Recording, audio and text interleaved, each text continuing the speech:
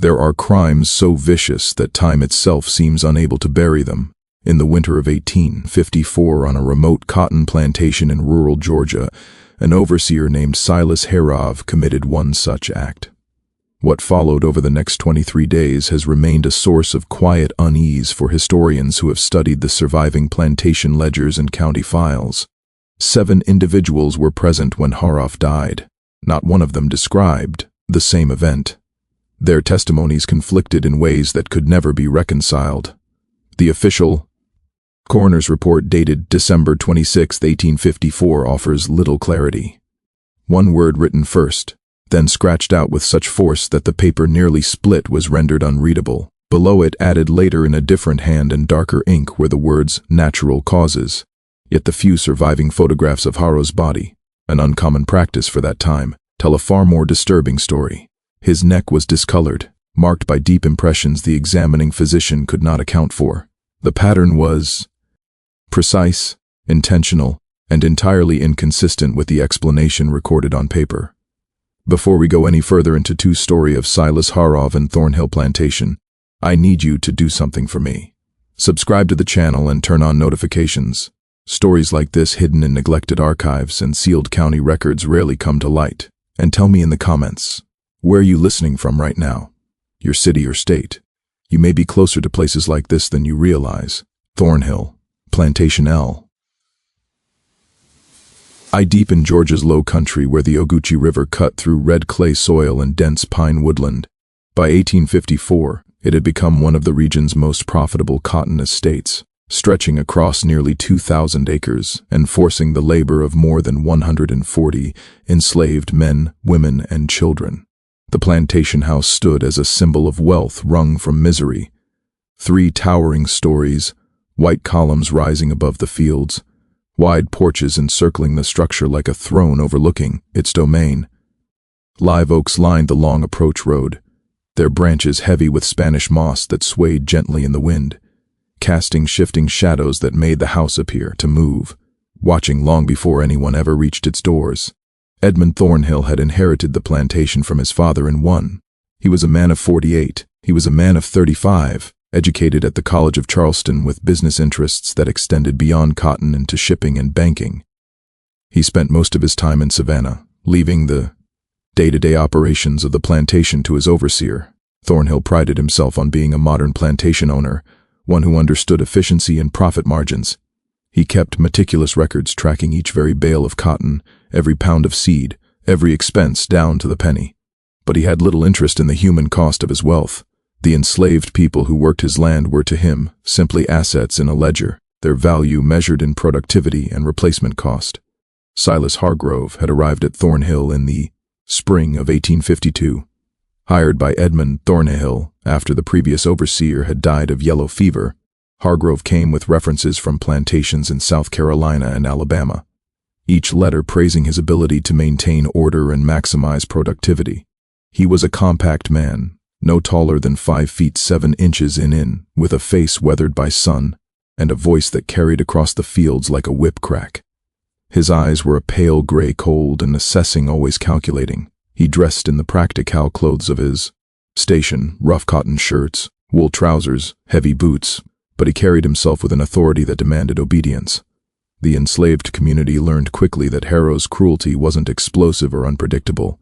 It was methodical, calculated, designed to break spirits as efficiently as possible. He believed that fear was the most effective tool for maintaining control, and he wielded it with precision. A man who worked too slowly would find his food rations cut. A woman who spoke back would be assigned the hardest, most degrading tasks. Children who cried were separated from their mothers. AOV understood that physical punishment left marks that could reduce a person's value, so he preferred psychological torment, the kind that left no visible scars but broke people from the inside out. Among those who worked the cotton fields was a woman named Ruth. She was 38 years old in the autumn of 1854, though she looked a decade older. The years of labor had bent her back and gnarled her hands, but her eyes remained sharp and intelligent. Ruth had been born on the plantation, as had her mother before her. She'd spent her entire life within the boundaries of Thornhill land, never traveling more than 10 miles from the place of her birth. She worked as a field hand, rising before dawn to pick cotton until her fingers bled, her back screaming with pain, her body pushed beyond what seemed humanly possible. But Ruth was more than just a field hand. She also served as an unofficial healer for the enslaved community, using knowledge passed down through generatio. Herbs for fever, pacases for wounds, teas that could ease pain or help a woman through childbirth. Her mother had been a healer, and her grandmother before that. The knowledge traveling across the ocean from Africa, adapting to new plants and new circumstances. Ruth knew which bark could bring down a fever, which oats could stop bleeding, which leaves could ease the pain of a difficult birth. She knew how to set a broken bone, how to treat burns, how to recognize the signs of infection before it turned deadly. This knowledge made her valuable to the enslaved community, a source of hope and comfort in a world designed to strip away both. When a child fell ill, it was Ruth they called for. When a woman went into labor, Ruth was there to guide the baby into the world. When a man injured himself in the fields, Ruth knew how to keep the wound from festering. She worked quietly, never drawing attention to herself, never claiming credit or seeking recognition. She simply did what needed to be done using the knowledge that had been entrusted to her. But this same knowledge made her dangerous in Harrow's eyes. He distrusted anything he couldn't control, and Ruth's influence among the enslaved people represented a kind of power that existed outside his authority. When people looked to Ruth for help, they weren't looking to him. When Ruth eased someone's suffering, it reminded them that there was still kindness in the world, still humanity, still something worth preserving. Hargrove couldn't tolerate that. He needed the enslaved people to be completely dependent on him, to see him as the sole source of mercy or punishment. Ruth's very existence challenged that control. The tension between Ruth and Harv had been building for months, a slow accumulation of small cruelties and quiet resista. In August, he had ordered her whipped for insolence after she'd asked permission to tend to a sick child instead of working the fields. The child had been burning with fever, delirious and crying for her mother, but Hargrove had refused. The cotton doesn't pick itself, he'd said. Ruth had gone to the child anyway, spending the night cooling her fever and keeping her alive. The next morning, Hargrove had her tied to the whipping post and gave her 10 lashes. Ruth had endured it in silence, her face expressionless, her body rigid. She didn't cry out, didn't beg for mercy, didn't give Hargrove the satisfaction of seeing her broken. When it was over, she'd walked back to her cabin with her head held high, blood seeping through the back of her dress. In September, Hargrove had destroyed Ruth's small garden, a patch of medicinal herbs she'd cultivated behind her cabin. She'd spent years developing that garden, carefully nurturing plants that could help her community. The eerie was fever fubby for headaches, willow bark for pain, chamomile for sleep, iro to stop bleeding, comfrey for broken bones. Each plant had been chosen carefully, tended, with love, a small act of resistance against the brutality of plantation life. Hargrove had discovered the garden during one of his inspections, and had immediately ordered it destroyed. Unsanctioned activity, he'd called it, though. Everyone knew the real reason. He couldn't stand the idea of Ruth having something of her own, something that brought OD into the world without his permission. Ruth had watched in silence as 2 field hands acting under Harrow's orders tore up her garden. They'd pulled the plants out by the roots, trampled them into the dirt, destroyed years of careful cultivation in a matter of minutes. The me in doing the work had tears in their eyes. They knew what the garden meant, knew how many people Ruth had helped with those plants, but they had no choice. To refuse would mean punishment, possibly death. So they destroyed the garden, while Ruth watched her face a mask of calm that revealed nothing of what she felt inside. After that, something changed in Ruth. She became quieter, more withdrawn. Still did her work, still helped those who came to her for healing, but there was a distance to her now, as if she'd retreated to some place deep inside herself where Hargrove couldn't reach. The other enslaved people noticed the change and worried. Ruth had always been a source of strength, someone who could endure anything and still find reasons to hope. But now that hope seemed to be fading, replaced by something harder and colder. There was another person on the plantation who noticed Ruth's transformation, a young woman named Dinah. She was 19 years old, born on a neighboring plantation, and sold to Thornhill 2 years earlier when her previous owner had died and his estate was liquidated. Dinah worked in the fields alongside Ruth, and over time Ruth had begun teaching her the Healy, Angji arts, snorts. Danina had a natural talent for it. She could remember which plants did what, could identify herbs by sight and smell, had gentle hands that could soothe pain. Ruth had recognized this gift and had begun passing on her knowledge, teaching Dina everything she knew. But after the destruction of the garden, Ruth had stopped teaching. When Dina asked questions, Ruth would answer briefly and then fall silent. When Danina tried to talk about the future, about continuing the healing work, Ruth would change the subject. It was as if Ruth had given up on the idea that there would be a future worth planning for. Danina wasn't the only one who noticed changes on the plantation that autumn. Joseph, the house slave who served Harrow his meals and maintained his cabin, had observed something troubling about the overseer. Harv had always been cruel, but his cruelty had been controlled, purposeful. Lately, though, there was an edge to him, a barely contained rage that seemed ready to explode at a moment. He would fly into rages over minor infractions, screaming at workers for imagined offenses. He'd become paranoid, convinced that the enslaved people were plotting against him, that they were deliberately working slowly or sabotaging equipment. Joseph had worked as a house slave for most of his life. He was 52 years old, gay-haired, and stooped with the careful, differential manner of someone who'd learned to survive by making himself invisible. He'd served the previous overseer and had seen many things in his years at Thornhill, but he'd never seen an overseer quite like Har. Oh, there was something unstable about the man, something that suggested he was capable of violence beyond the normal brutality of plantation life. In late November, Joseph had witnessed something that disturbed him deeply. He'd been cleaning Hargrove's cabin when he'd found a journal left open on the desk. Joseph could read, a dangerous skill for an enslaved person, one he kept carefully hid, and his eyes had fallen on the open page before he could stop himself. The entry was dated November 20th, and it read, "The woman Ruth continues to defy me through her very existence. She thinks her silence is strength, but I will break her. I will make an example of her that will be remembered for generations. They will learn that there is no power here but mine." Joseph had quickly closed the journal and finished his cleaning, his hands shaking. He knew he should warn Ruth, but what could he say? What could she do? They were all trapped in this system, all subject to Harrow's whims. Warning Ruth might only make things worse, might draw Harrow's attention to Joseph himself. So Joseph had said nothing, carrying the knowledge, like a weight in his chest, waiting for whatever was coming. Early December, Ruth had fallen ill.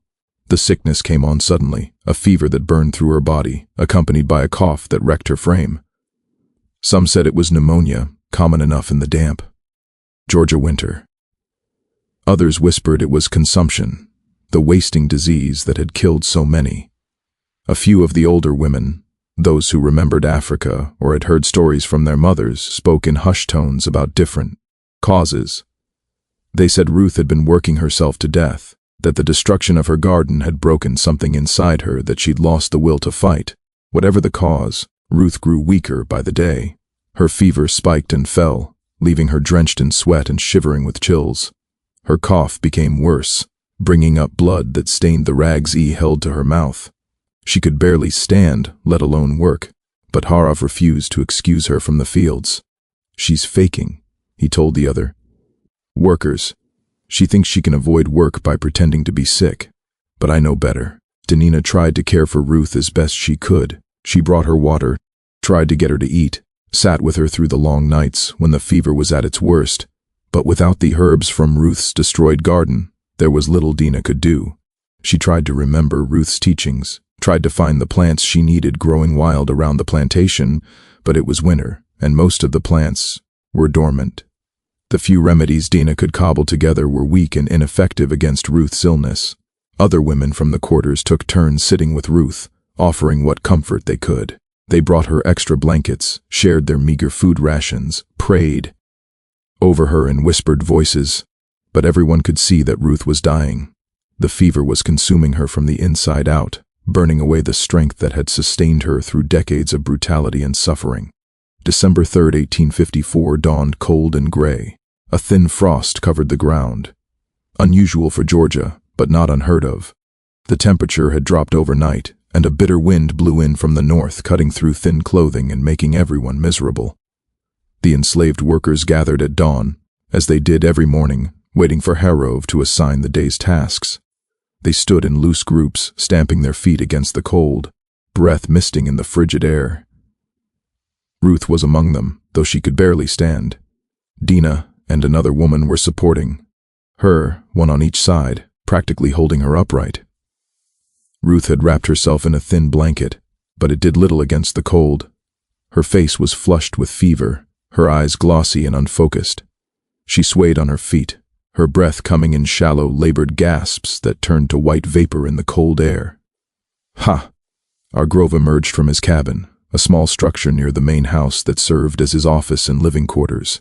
He carried his ever-present writing crop and a ledger book, where he recorded each day's cotton weights.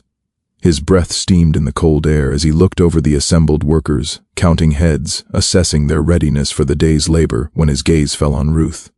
His expression hardened into something ugly and vindictive. "You," he said, pointing the crop at her, "you're still here."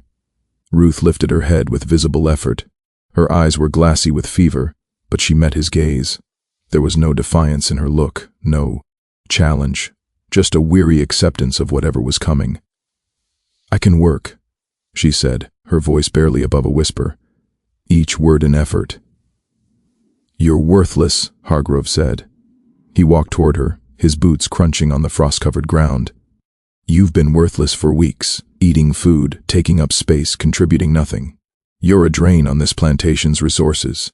Ruth said nothing.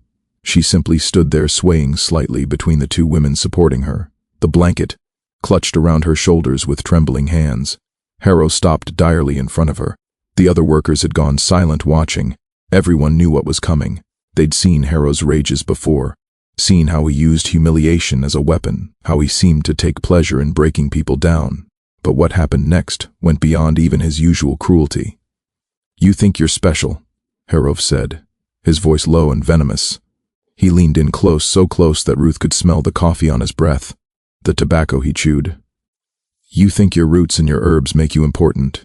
You think people need you, but you're nothing. You hear me? Nothing.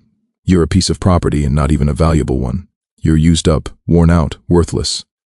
Ruth's legs gave out. She collapsed to her knees, the blanket falling away from her shoulders. The two women tried to hold her up, but Ruth's weight was too much. She ended up on her hands and knees in the frost, her body shaking with the effort of holding herself up. A coughing fit seized her, violent spasms that shook her entire frame. Blood flecked her lips dark against her fever-flushed skin. Her looked down at her, and for a moment something flickered across his face.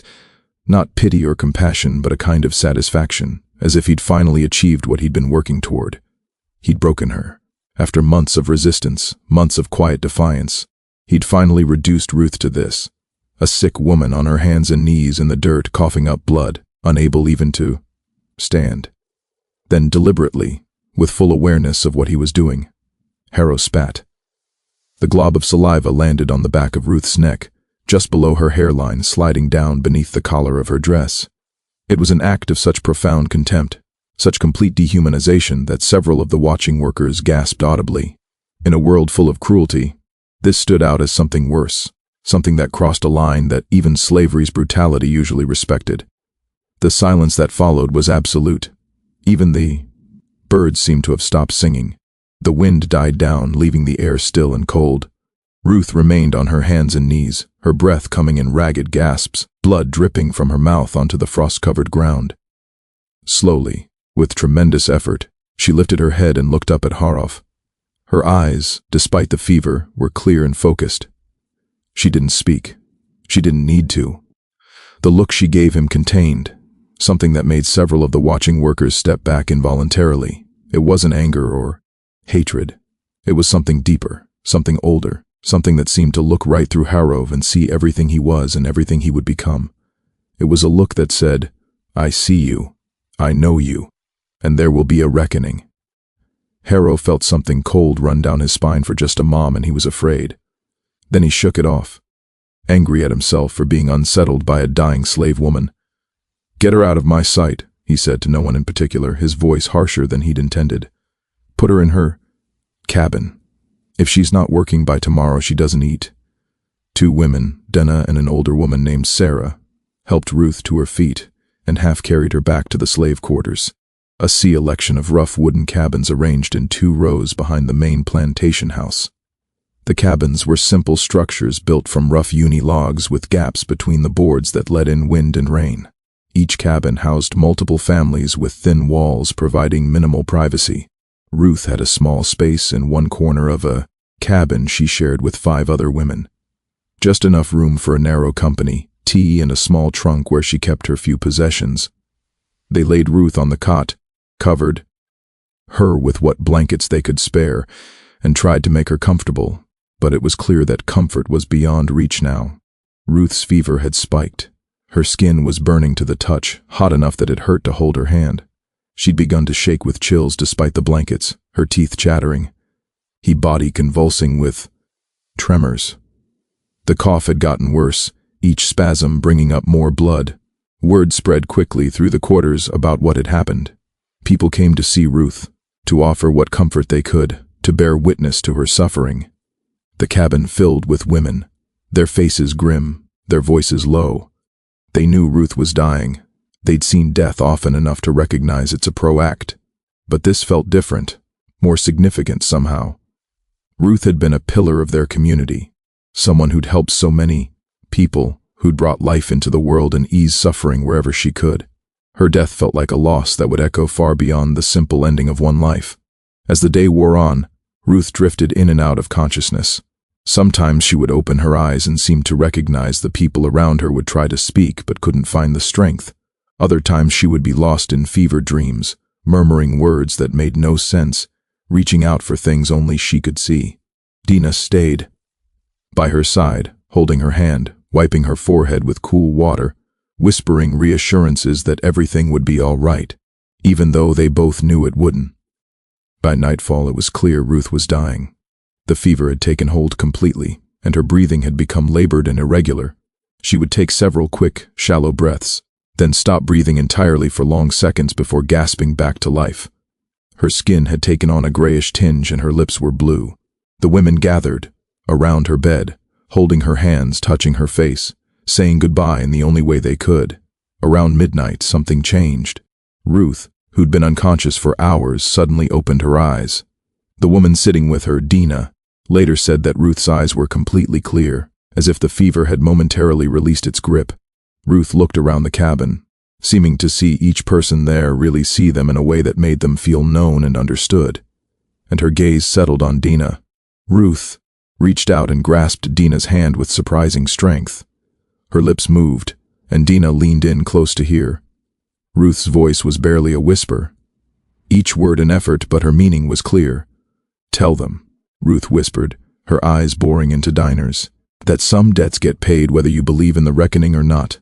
Tell them that cruelty has a cost. Tell them T-hat. What goes around comes around one way or another. Tell them to remember."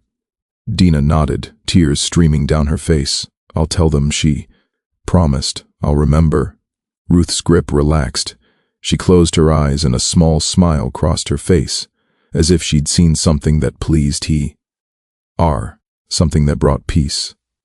Her breathing slowed, became regular, almost peaceful. The women around her bed began to pray, their voices rising and falling in the old rhythms, the songs and prayers that had sustained them through generations of suffering. Ruth died just before dawn on December 4th, 1854. As the first gray light began to seep through the cracks in the cabin walls, she took one final breath, let it out slowly, and was gone. The women around her bed fell silent, the prayers dying on their lips. For a long moment, no one moved. Then Sarah, the oldest woman there, reached out and gently closed Ruth's eyes. "She's free now," Sarah said quietly. "Whatever comes next, she's free." The enslaved community buried Ruth that same day in the small cemetery at the edge of the plantation, a plot of cleared ground where generations of enslaved people had been laid to rest. There were no headstones, no markers beyond rough wooden crosses that would rot away within a few years. But everyone knew who was buried where, could recite the names and stories of those who'd gone before. The cemetery was one of the few places on the plantation that belonged entirely to the enslaved community, a place where they could gather without white supervision, where they could mourn and remember and hold on to their humanity.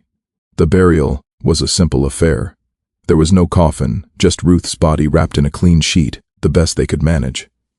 6 men carried her to the grave, walking slowly, their faces solemn. The entire enslaved community followed. Over 100 people processing through the cold December morning. They sang as they walked the old songs that spoke of freedom and rest in a better world. Beyond this one, the songs were coded, full of double meanings that the white people on the plantation didn't understand, but that spoke volumes to those who knew how to listen. There was no marker, no ceremony beyond a few whispered prayers and the songs that rose into the gray sky. The men lowered Ruth's body into the red Georgia clay, and everyone took turns throwing handfuls of dirt onto the heat-wrapped form. Danina was the last to approach the grave. She stood at the edge, looking down at the shape of Ruth's body beneath the dirt, and spoke quietly. "I'll remember," she said. "I'll tell them. I promise." Edmund, Thornhill, the plantation owner, didn't attend the burial. He rarely involved himself in such matters, leaving all details of managing the enslaved workforce to Hargrove. As far as Thornhill was concerned, Ruth's death was simply a matter of accounting. One less worker to feed, one less name in the ledger. He was in Savannah when Ruth died, attending to business matters, and wouldn't return to the plantation for another week. When he did return and learned of Ruth's death, his only comment was to ask Hargrove if her death would significantly impact productivity. He assured him it wouldn't, but Hargrove attended the burial. He stood at a distance, watching as the simple sheet-wrapped body was lowered into the red Georgia clay. Several people noticed that he seemed agitated, shifting his weight from foot to foot, his hand repeatedly moving to touch the riding crop at his belt. His face was flushed, and he kept touching the back of his neck, scratching at it absently. When the burial was finished and the workers began to disperse, Harv called out, "Back to work," he said, his voice carrying across the cemetery. "All of you, mourning time is over. The cotton doesn't pick itself." There was a moment of hesitation, a collective pause, as the enslaved people processed this command. They just buried one of their own, had barely finished covering her grave, and already they were being ordered back to work. But they had no choice. Slowly, reluctantly, they began to move toward the fields, leaving Ruth's fresh grave behind. Joseph, who'd been standing at the back of the crowd, noticed something odd. As Hargrove turned to leave, the overseer stumbled slightly as if dizzy and put his hand to his forehead. Then he shook his head, straightened up, and wow, ked back toward his cabin with determined strides. But Joseph had seen the momentary weakness, had seen Harrow touch the back of his neck again, scratching at it with an intensity that seemed almost compulsive. That night, Hargrove complained of a headache. Joseph, who brought his dinner, as he did every evening, found the overseer sitting at his desk, staring blankly at tea. The food Joseph had prepared, fried chicken, cornbread, greens, sat untouched on the plate. Hargrove barely acknowledged Joseph's presence, just waved him away with an irritated gesture. "Are you feeling well, sir?" Joseph asked carefully. "I'm fine," Hargrove snapped. "Just tired. Leave me alone." But Joseph noticed things as he cleaned up the cabin. Hargrove had scratched the back of his neck raw, leaving red welts that looked angry and inflamed. There were scratch marks on the desk where Hargrove had been sitting, as if he'd been digging his nails into the wood, and there was a smell in the cabin, faint but noticeable, something sour and unpleasant, like sweat and fear. Joseph left quickly, disturbed by what he'd seen. He returned to the slave quarters and found Dina sitting outside her cabin, staring at N. He sat down beside her, and for a long moment neither of them spoke, he scratching his neck. Joseph said finally, right where he spat on Ruth. Dina turned to look at him, her eyes unreadable in the darkness. "I know," she said quietly. "I saw him doing it at the burial. You think it means something?" Joseph asked. Dina was quiet for a long time before answering. "Ruth told me something before as he died," she said finally. She said, "Some debts get paid whether you believe in the reckoning or not." I didn't know what she meant then, but maybe we're about to find out. December 5th began normally enough. Hargrove emerged from his cabin at dawn and assigned the day's work, but those who worked near him noticed changes. He was irritable, more so than usual, snapping at workers for minor eye infractions. His face was flushed, and he kept touching the back of his neck, scratching at it compulsively. The red welt Joseph had noticed the night before had gotten worse, spreading down beneath his collar. By midday, Hargrove had retreated to his cabin, claiming he needed to update the plantation records, but he didn't update any records. Joseph, who checked on him in the afternoon, found Harrow sitting at his desk, staring at a blank page in his ledger. The lamp was lit even though it was still daylight, casting long shadows across the room. Hargrove hadn't written anything. He just sat there, one hand absently scratching the back of his neck, staring at the empty page. That evening, Harv summoned Joseph to his cabin. When Joseph arrived, he found Hargrove in the same position, still, staring at the blank page. The lamp had burned low and the cabin was full of shadows. Hargrove didn't look up when Joseph entered. "Did you hear anything last night?" Hargrove asked without preamble. Joseph, confused, shook his head. "No, sir." "Hear what's singing?" Hargrove said. "I heard singing coming from the quarters. A woman's voice singing those songs you people sing." Joseph felt a chill run down high spine. He knew this was impossible. After Ruth's death, the quarters had been silent. No one had sung. No one had even spoken above a whisper. The grief was too fresh, too raw. But he so knew better than to contradict Harv. "I didn't hear nothing, sir," Joseph said carefully. Harrow finally looked up. His eyes were bloodshot, and the scratches on his neck had gotten worse, some of them bleeding. Ended slightly. "You're lying," he said flatly. "I heard it, a woman singing. It sounded like it was right outside my window, but when I looked, there was no one there." "Maybe it was the wind, sir," Joseph suggested. "It was blowing pretty hard last night." "It wasn't the wind," Hargrove said, his voice rising. "I know what I heard. Someone was singing. Someone was out there watching me." Joseph didn't know what to say. Hargrove was clearly not well. The bloodshot eyes, the scratches, the paranoia. But Joseph also knew that pointing this out would only make things worse. "Would you like me to bring you some food, sir?" Joseph asked, trying to change the subject.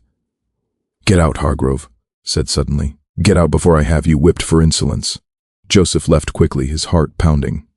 He'd served Harrow for 2 years and had learned to read the overseer's moods, to know when to speak and when to stay silent. But this was different. This was a man coming unraveled, losing his grip on reality, and Joseph had no idea what that might mean for the rest of them. Over the next 3 days, Harrow's condition deteriorated rapidly. He stopped coming out of his cabin entirely, sending messages through Joseph about work assignments. The scratches on his neck had spread. Angry red lines that looked like claw marks running down beneath his collar and up toward his hairline. He complained constantly of headaches of hearing things, singing, whispers, footsteps outside his cabin at night. On December 6th, Harrow sent Joseph to fetch Dr. Pritchard, but then changed his mind before Joseph could leave. "No," Harrow said. "No, doctor. They'll think I'm crazy. It's nothing. Just a fever. It'll pass." But it didn't pass on December 7th. Harrow refused to eat, claiming the food tasted wrong, that someone was trying to poison him. He accused Joseph of tampering with his meals, of putting something in his water. Joseph denied it, of course, but Harrow wouldn't listen. From that point on, Harrow would only eat food that he'd watched Joseph prepare from start to finish, and even then he would barely touch it. The scratches on his neck had become infected. The skin around them was red and swollen, oozing a clear fluid that stained his collar. Harrow had taken to wearing a scarf wrapped around his neck, trying to hide the marks, but the scarf only made things worse, trappy heat and moisture against the infected skin. On December 8th, Edmund Thornhill finally took notice. He'd been away in Savannah on business and returned to find his overseer essentially incapacitated. The plantation was running, but barely the enslaved workers were doing their jobs. But without Harrow's constant supervision, productivity had dropped. Thornhill was annoyed he was paying good money to manage the plantation, and instead the man was hiding in his cabin, apparently too sick to work. Thornhill visited Harrow's cabin and was shocked by what he found. Harrow had lost weight, his face was gaunt, and his eyes had a wild, unfocused quality. The cabin itself was in disarray, papers scattered across the floor, the bed unmade, a smell of sickness in the air. Hervo was hitting. At his desk, the scarf wrapped around his neck, scratching absently at his arms. "Silas," Thornhill said, "you need a doctor." "No," Hargrove said immediately, his voice "No, doctor, it's nothing, just a fever. It'll pass." "You look terrible," Thornhill said bluntly. "You've lost weight, you're not working. And from what Joseph tells me, you're barely eating. What's wrong with you?" "Nothing's wrong with me," Hargrove insisted. "I'm fine, I just need rest." Thornhill frowned. He walked closer, trying to get a better look at Hargrove. "What's that on your neck?" "Let me see." "It's nothing," Hargrove said, pulling the scarf tighter. "Just scratches. They'll heal." But Thornhill wasn't satisfied. He reached out and pulled the scarf away before Hargrove could stop him. What he saw made him step back in shock. The scratches had spread across Hargrove's entire neck, angry red lines that wept clear fluid. Some of them had scabbed over only to be scratched open again. The skin was inflamed and swollen, clearly infected. "Good God, man," Thornhill said. "How did this happen?" "I don't know," Hargrove said. "Hi," voice barely above a whisper. "I can't stop scratching. It itches. It burns. It feels like something's crawling under my skin." Thornhill made a decision. "I'm sending for Dr. Pritchard. You need medical attention whether you want it or not, and you're relieved of your duties until you're well enough to work. I'll manage the plantation myself until then." Hargrove wanted to argue, but he didn't have the strength. He just nodded and slumped back in his chair, his hand moving automatically to scratch his knee. CK again. Dr. Samuel Pritchard arrived on December 9th, a respected physician from the nearby town of Statesboro. He was a man in his 52nd with gray hair and a neatly trimmed beard, dressed in the formal black suit that marked his profession. He carried a leather medical bag and had the calm, professional demeanor of someone who'd seen every kind of illness and injury imaginable. He examined Hargrove thoroughly, checking his pulse, looking at his eyes and throat, inspecting the infected scratches on his neck. He asked questions about Hargrove's symptoms, when they'd started, how they'd progressed, what made them better or worse. Hargrove answered in a dull, lifeless voice, as if he'd given up caring about his own condition. "It's an infection," Dr. Pritchard concluded. "Likely from those scratches. They've gone septic. The question is, how did you get so many scratches in the first place?" "I don't know," Hargrove said. "I've been scratching. I can't help it. It itches." "But what caused the initial irritation?" Dr. Pritchard pressed. "Did you come into contact with poison ivy? Were you bitten by something?" Harrow shook his head. "I don't remember. It just started itching one day and I couldn't stop scratching." Dr. Pritchard frowned. In his years of medical practice, he'd seen many cases of infected wounds, but this was unusual. The scratches were concentrated in one specific area, the back of Hargrove's neck, just below the hairline. They radiated out from a central point, as if Hargrove had been scratching one spot over and over until the skin broke, then continued scratching until the infection spread. "I'll clean and dress the wounds," Dr. Pritchard said, "and I'll leave you without them for the pain and fever. But Mr. Hargrove, you must stop scratching. You're making it worse. If you can't control the urge, I'll need to bandage your hands." "I can't stop," Hargrove said, his voice desperate. "I've tried, but it itches. It burns. It feels like something's under my skin trying to get out." Dr. Pritchard cleaned the wounds with carbolic acid, a painful process that made Hargrove gasp and clench his fists. Then he applied a puss and wrapped Hargrove's neck in clean bandages. He left instructions with Joseph about changing the bandages daily and gave Hargrove a bottle of Elmam with strict instructions about dosage rest. Dr. Pritchard said, "Keep the wounds clean and dry, don't scratch. If the infection doesn't improve in a few days, send for me again." But Hargrove couldn't follow those instructions. Within hours of Dr. Pritchard's departure, he'd torn off the bandages and scratched the wounds open again. The relief was immediate, but temporary. The itching would subside for a few minutes, then return with renewed intensity, driving him to scratch again. By December 10th, the infection had spread. Red lines, the telltale signs of blood poisoning, were creeping up Harrow's neck and down toward his chest. His fever had spiked, leaving him alternating between burning heat and bone-deep chills. He'd stopped making sense when he spoke, his words dissolving into fevered rambling. The enslaved community watched these developments with a mixture of fear and fascinatio. No one spoke openly about what was happening, but everyone understood that something significant was unfolding. Ruth had been dead for 6 days, and Hargrove was clearly dying, consumed by an infection that had started exactly where he'd been scratching, the same spot where his spit had landed on Ruth's neck. Word spread through the quarters and whispers. People would gather in small groups after dark, speaking in low voices about what they'd seen, what they'd heard. Some said it was divine justice that God was punishing Harrow for his cruelty. Others said it was Ruth herself reaching back from beyond death to claim what was owed.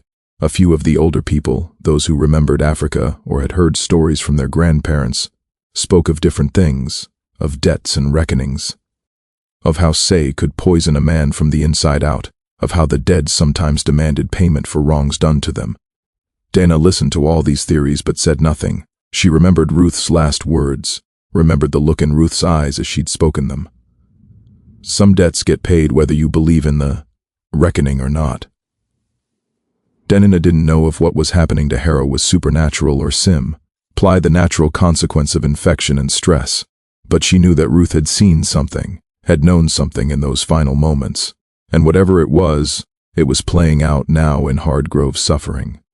On December 12th, Hargrove developed a new symptom. He couldn't bear to be touched. When Joseph tried to help him change his shirt, Hargrove recoiled violently, screaming that Joseph's hands were burning him. When Dr. Pritchard returned to check on his patient and tried to examine the infected wounds, Harrow pushed him away with surprising strength, crying out that the doctor was trying to hurt him. "He's delirious," Dr. Pritchard told Edmund Thornhill. "The infection has spread to his blood. It's affecting his mind. He needs constant care and he needs to be restrained if necessary to keep him from scratching." But restraining Harrow proved impossible. He fought anyone who tried to tie his hands, thrashing and screaming with a strength that seemed impossible for someone so sick. Eventually, they gave up and simply left him alone in his cabin, checking on him periodically, but otherwise letting him do as he wished. The house slaves who had to enter his cabin to bring weight or check on him reported strange things. They said Harv would sometimes be found standing at the window, staring out toward the slave quarters, muttering to himself. Other times he would be curled up on his bed, whimpering like a child, his hands pressed against his ears as if trying to block out sounds only he could hear. Once Sarah found him on his knees in the middle of the cabin, his hands clasped as if in prayer, tears streaming down his face. "I'm sorry," he'd been saying over and over. "I'm sorry. I didn't know. I didn't understand." Sarah had backed out of the cabin quickly, disturbed by what she'd seen. She told the others about it that night, and the story spread through the quarters. Harov was apologizing, but to whom? To God, to Ruth, to all the people he'd tormented over 2 years. On December 14th, Edmund Thornhill insisted on bringing Dr. Pritchard back for another examination. The doctor arrived to find Hargrove in a terrible state. He'd lost more weight. His face was gaunt and gray, and his eyes had sunken deep into their sockets. The infection had spread across his entire neck and down onto his chest, angry red lines radiating out from the original scratch. The smell of sickness was overwhelming. Sweat and infection, and something else, something that made Dr. Pritchard think of rotting meat. "How long does he have?" Thornhill asked quietly, pulling the doctor aside. Dr. Pritchard shook his head. "Days at most that the infection is too advanced. It's in his blood now, spreading through his entire body. There's nothing more I can do." "How did this happen?" Thornhill demanded. "It was just scratches." Dr. Pritchard chose his words carefully. "Sometimes infections take hold in ways we don't fully understand. The body's humors become imbalanced. In Mr. Harrow's case, I believe his mental state contributed to his physical decline. He was convinced someone was poisoning him, that he was being watched. That kind of fear and stress can weaken a man's constant Yuki and make him susceptible to illness." "What doctor?" Pritchard didn't say. What he couldn't say without sounding like a superstitious fool was that he'd never seen an infection progress quite like this. The pattern of it, the way it had spread from that single spot on Harob's neck, the timing of it all.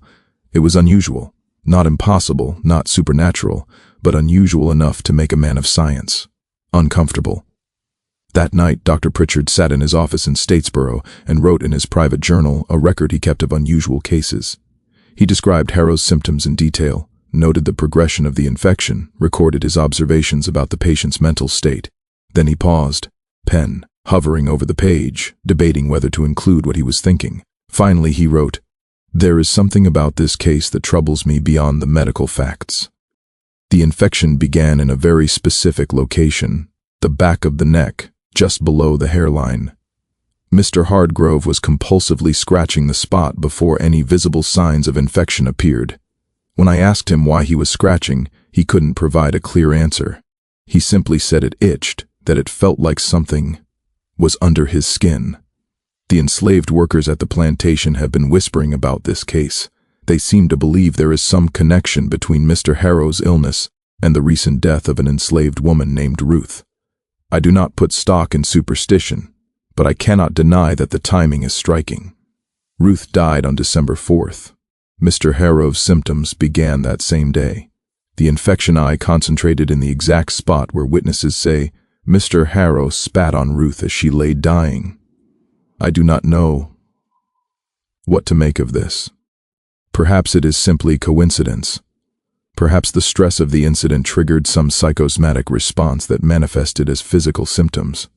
Or perhaps there are forces at work that medical science does not yet understand. Dr. Pritchard read over what he'd written, closed the journal. He would never show this entry to anyone. Years later, after his death, his son would find the journal and read the entry. The son, also a doctor, would dismiss it as the superstitious musings of an aging physician. He would tear out the page and burn it, not wanting such unscientific speculation associated with his father's name. December 15th brought no improvement in Harrow's condition. If anything, he was worse. The fever had reached dangerous levels, leaving him barely conscious. His skin had taken on a grayish tinge, and his breathing had become labored and irregular.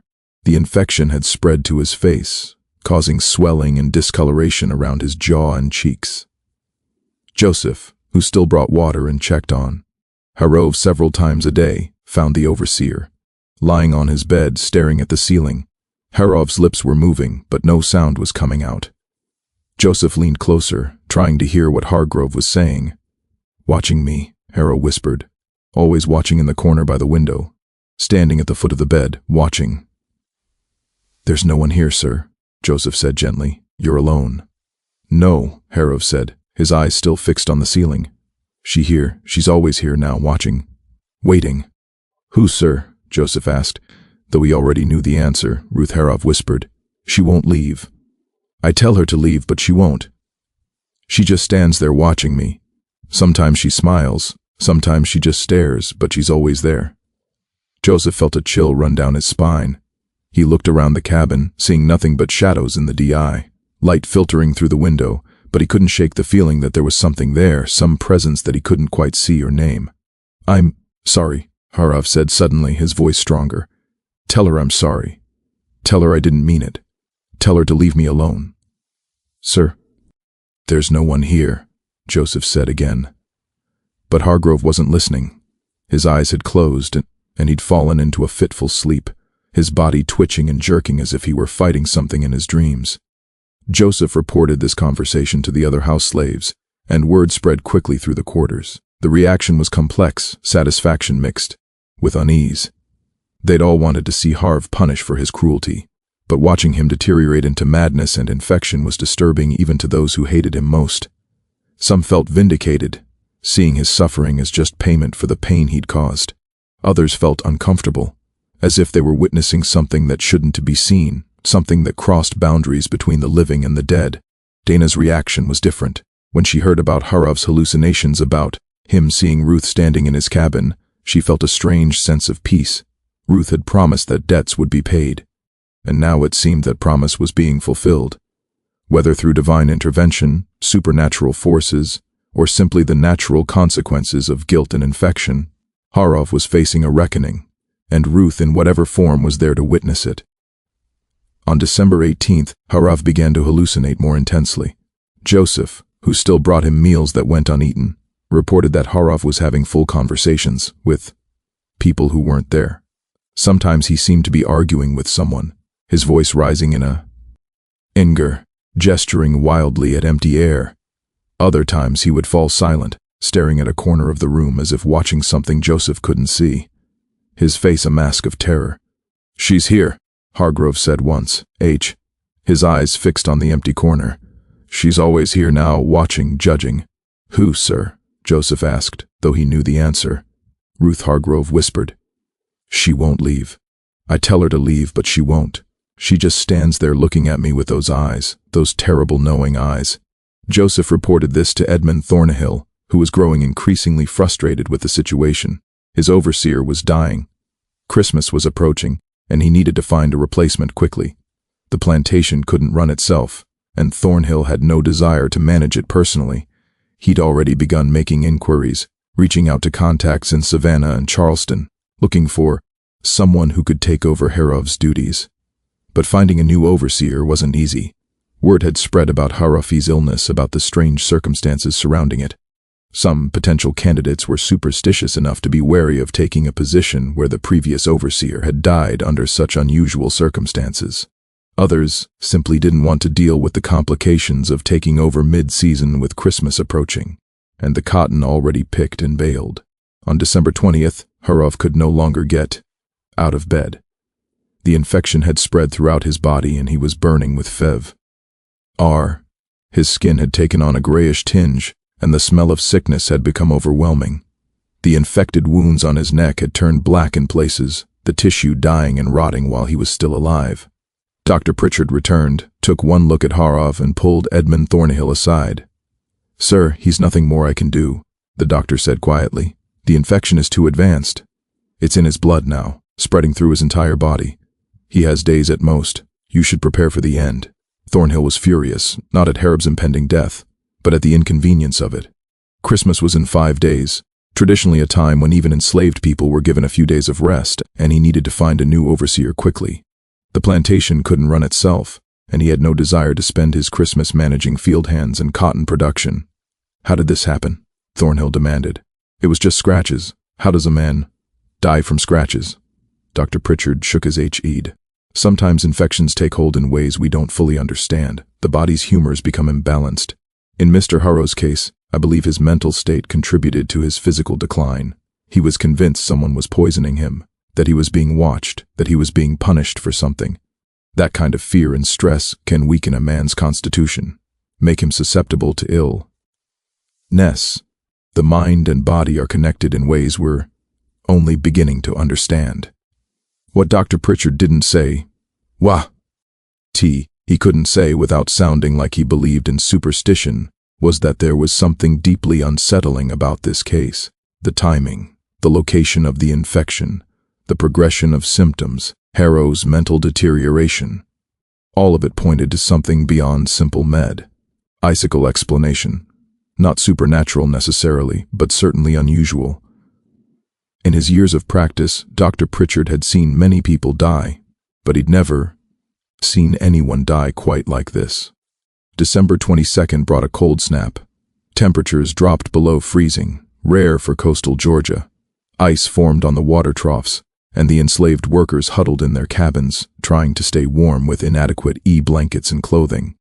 The cold seemed to seep into everything, making the already difficult conditions of plantation life even harder to bear. In his cabin, Hargrove was dying. He'd stopped speaking coherently, his words dissolving into fevered mumbling.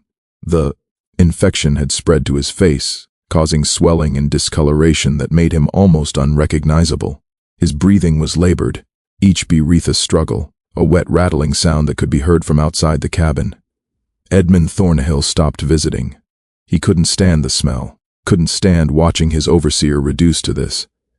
He left instructions with Joseph to keep Hargrove comfortable and to inform him when the end came. Then he retreated to the main house, trying to focus on finding a replacement and managing the plan. Tatan's year-end accounts. On December 23rd, something strange happened. Harv, who'd been unconscious for nearly a day, suddenly opened his eyes. Joseph was in the cabin changing the water in the basin when he heard Hargrove speak. The voice was clear and strong, nothing like the fevered mumbling of the past days. "I'm sorry," Hargrove said. Joseph turned startled.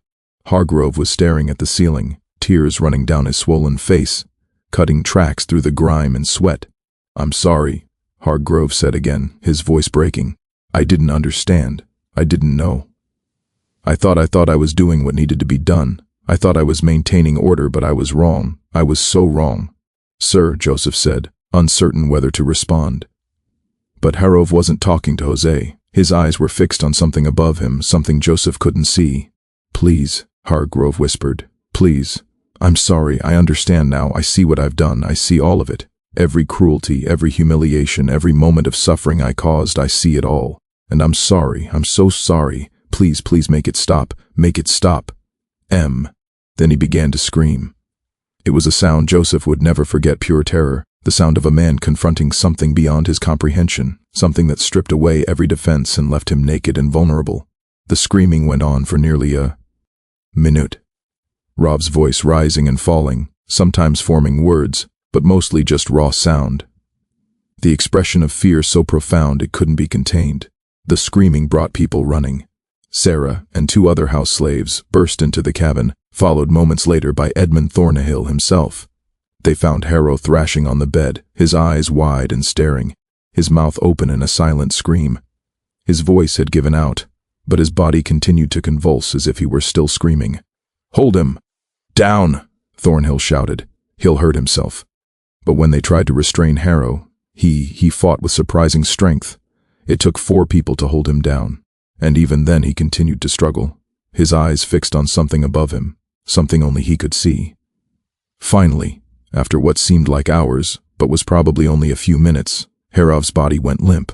He collapsed back onto the bed, his breathing shallow and rapid, his eyes still open, but no longer seeing.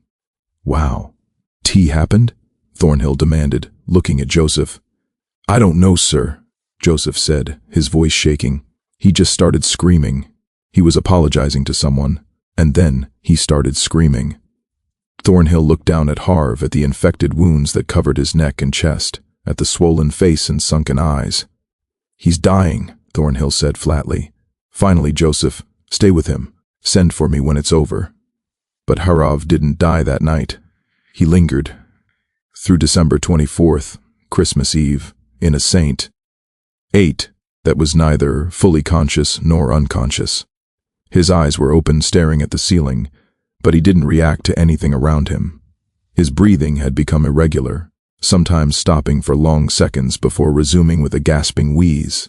The house slaves who had to enter his cabin to bring water or check on him reported that his eyes would sometimes follow them, tracking their movements across the room, but he never spoke, never moved. Beyond the slight rise and fall of his chest, the plantation observed a subdued Christmas Eve. Traditionally, the enslaved people would have been given the evening off, allowed to gather and celebrate in their own way, to sing and dance, and forget for a few hours the brutality of their daily lives. But with Harrow dying and Thornhill in a foul mood, the atmosphere was tense and uncertain. People stayed hid in their cabins, speaking in whispers, waiting for news. Dina spent Christmas Eve sitting outside her cabin, wrapped in a thin blanket, looking up at the stars. She thought about Ruth, about the last words Ruth had spoken, about the promise of a reckoning. She thought about Harrow dying slowly and painfully in his cabin, consumed by infection and guilt, and she wondered if this was justice. This was what Ruth had meant when she'd said that debts get paid whether you believe in the reckoning or not. Just before midnight on Christmas Eve, a sound echoed across the plantation. It came from Harrow's cabin. A long, rattling gasp followed, by silence. Joseph, who'd been dozing in a chair outside the cabin, jerked awake. He waited, listening, but heard nothing more. The silence stretched, heavy and absolute. Slowly Joseph stood and pushed open the cabin door. Her was dead, his eyes were still open, staring at the ceiling, his mouth frozen in what might have been a scream or a plea. But it was his neck that made Joseph step back in shock. The infection, which had spread across Harrow's body, and angry red lines, had concentrated in one spot, the exact spot where he'd scratch, decompulsively for weeks. The same spot where his spit had landed on Ruth's neck. The skin there had turned black, necrotic, and had split open, revealing infected tissue beneath. The wound was deep, going down to the bone, and it had a smell that made Joseph gag, sweet and rotten, the smell of death. Joseph ran to get Edmund Thornhill. The plantation owner arrived with a lamp, took one look at Harrov's body, and immediately sent for Dr. Pritchard. The doctor arrived just after dawn on Christmas morning, examined the body, and began to fill out the death certificate. "Cause of death?" Thornhill asked, his voice clipped and businesslike. Dr. Pritchard hesitated. He looked at Harrow's neck, at the concentrated infection, at the pattern of it. In his medical training, he'd learned that infections could spread in unpredictable ways, that the human body was complex and not fully understood. But he'd also learned that some things were left unexplained, especially in a community where superstition ran deep and people were already whispering about curses and divine justice. Septicemia, Dr. Pritchard said finally, blood poisoning from an infected wound. He wrote this on the death certificate, signed it, and handed it to Thornhill. But as he was packing his medical bag, he paused. "Mr. Thornhill, may I ask the woman who died earlier this month, Ruth, I believe her name was, what was the cause of her death?" Thornhill shrugged, already thinking about the arrangements he'd need to make.